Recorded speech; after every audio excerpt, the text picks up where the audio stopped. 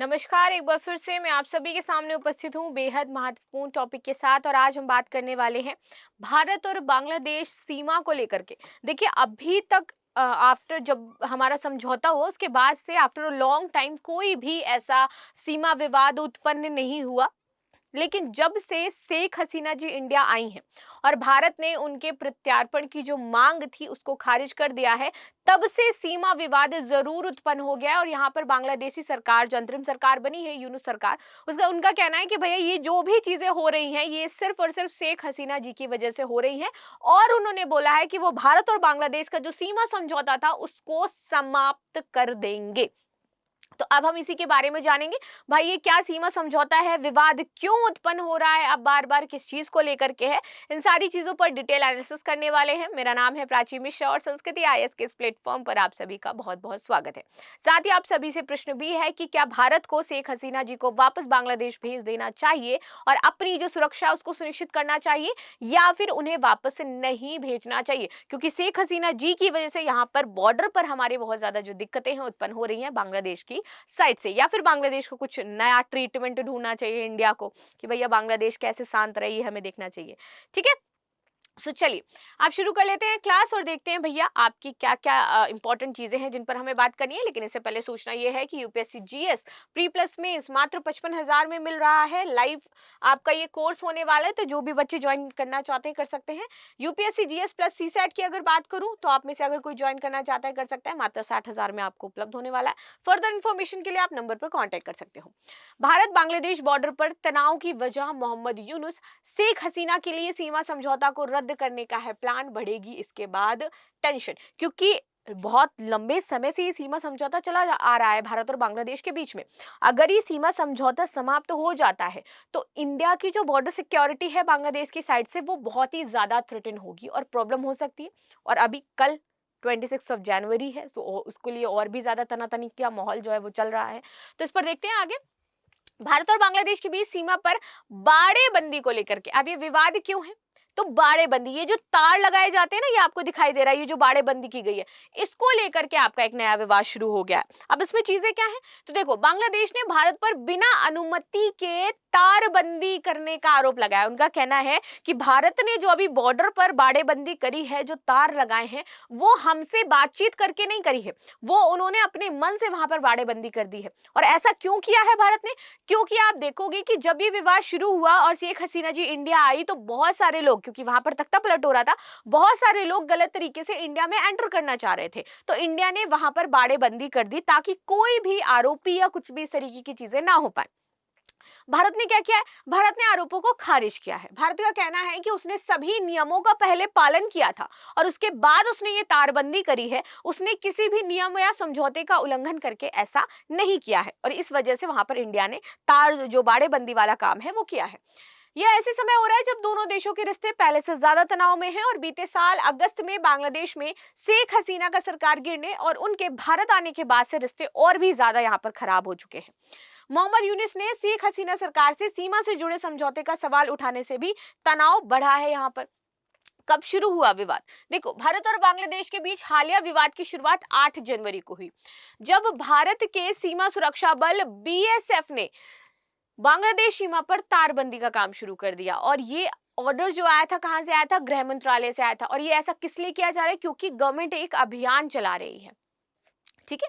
और इस अभियान के तहत जितने भी बॉर्डर इलाके हैं इंडिया के, उनको सुरक्षित किया जा रहा है, उनको अच्छे से सील किया जा रहा है, ताकि ये जो गणतंत्र दिवस का समय, इसमें कोई दिक्कतें ना हो, ठीक है। और जहां पर बीएसएफ बॉर्डर में जो रहते हैं उनकी संख्या डबल करी जा रही है। जैसे पाकिस्तान का जो बॉर्डर था वहां पर संख्या डबल कर दी गई और साथ ही साथ और भी सुरक्षा कड़ी कर दी गई, क्योंकि इस टाइम क्या रहता है, कोहरा, और कोहरे के समय और जो घुसपैठ है वो ज्यादा होती है, क्योंकि प्रॉपर दिखाई नहीं देता और लोग आसानी से छुप सकते हैं, स्केप भी हो सकते हैं। सो इस वजह से ये काम यहाँ पर किया जा रहा है, ठीक है।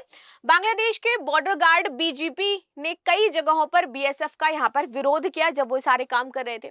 इतना ही नहीं, सीमा के पास रहने वाले भारतीय और बांग्लादेशी नागरिकों के बीच भी तनातनी और हिंसक झड़पें भी हुई।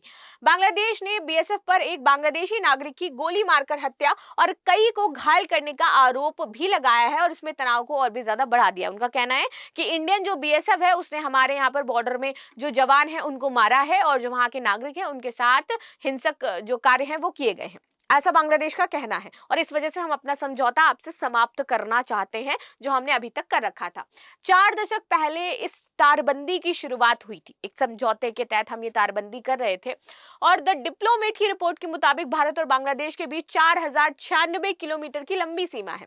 और इसके लिए हमने जो तारबंदी शुरू करी थी वो 1986 में करी थी, और हम 1986 के समय का अपना जो समझौता है वो खतरे में डाल रहे हैं अब। ठीक है, बांग्लादेशी लोगों के अवैध तरीके भारत आने और कई तरह के टकराव शुरू होने के बाद ये काम किया गया था। तकरीबन 950 किलोमीटर की सीमा पर अभी भी तारबंदी नहीं हुई है। भूमि अधिग्रहण की समस्या के कारण तारबंदी का काम धीमा हो गया है और कई जगहों पर कंसर्टीना तार जंग खा करके टूट भी गए हैं, और इसीलिए वहां पर दोबारा से तारबंदी करवाई जा रही है।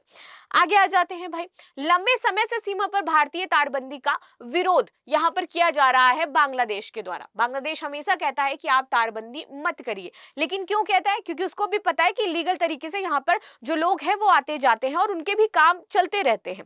तो वो लंबे समय से विरोध कर रहा था भारत की तारबंदी का।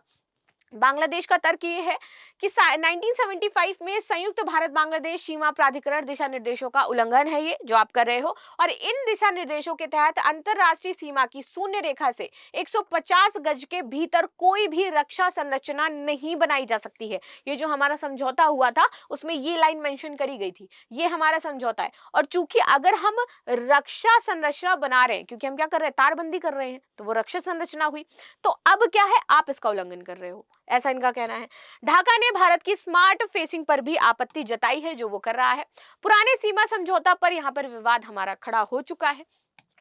बांग्लादेश में मोहम्मद यूनुस की सरकार आने के बाद भारत बांग्लादेश समझौते पर रिव्यू करने की मांग की जा रही है कि हमारे जितने भी समझौते हुए थे उन्हें दोबारा से रिव्यू किया जाए। और अब बांग्लादेश चाहता है कि हम अपना पक्ष रखेंगे, मेरा जो पक्ष है उसको रखा जाएगा, उसको सुना जाएगा।